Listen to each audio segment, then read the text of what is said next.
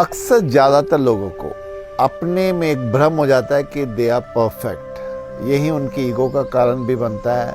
वैसे ही वो लोगों के आगे अपने आप को प्रस्तुत करते हैं, जबकि उन्हें मालूम है कि इस संसार में कोई भी परफेक्ट नहीं है, लेकिन फिर भी अपनी परफेक्शन को वो दूसरों को दिखाते चले जाते हैं। और तो और उनमें अगर परफेक्शन ना भी हो, क्योंकि किसी में तो होती नहीं, लेकिन दूसरों में परफेक्शन ढूंढने में वे कोई कसर नहीं छोड़ते, क्योंकि परफेक्शन जो है सिर्फ बुद्धि से हम दूसरे को देखते हैं, उसको नापते तोलते हैं। हालांकि अगर अपने में परफेक्शन नहीं है तो ये मान के चलना होगा कि किसी में भी उतनी परफेक्शन नहीं होती है, सब एक जैसे ही होते हैं। कोई किसी में परफेक्ट होता है, कोई किसी में परफेक्ट होता है, यानी सबकी अपनी अपनी कला है। लेकिन अगर हम दूसरों को नीचा दिखाते हैं, उनकी परफेक्शन पे उंगली उठाते हैं, तो कह सकते हैं यहाँ तो हम बिल्कुल भी परफेक्ट नहीं है।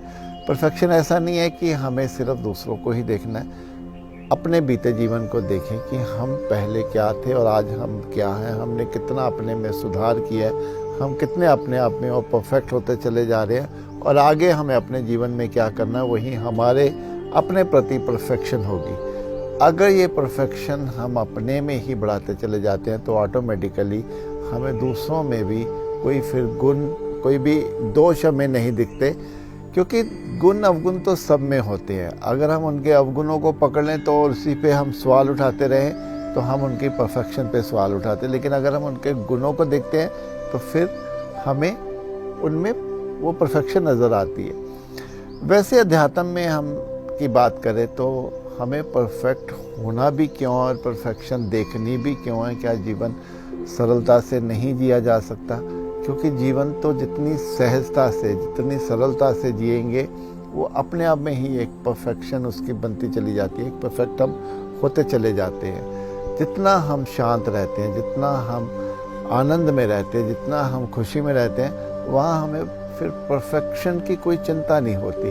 फिर जो है सब कुछ एक जैसा है, हमें परवाह नहीं होती कौन क्या कर रहा है, क्या नहीं कर रहा, कौन कैसा है, हमें कुछ लेना देना नहीं होता। इसीलिए अपने जीवन में जब तक हम अध्यात्म को नहीं लेकर आते हैं, हम अपने समझ को नहीं बढ़ाते हैं, हम अपने ज्ञान को नहीं बढ़ाते हैं, तभी तक हम अपने अहंकार का शिकार रहते हैं, और वही शिकार हमें दूसरों में परफेक्शन ढूंढने में हमें मजबूर करता रहता है।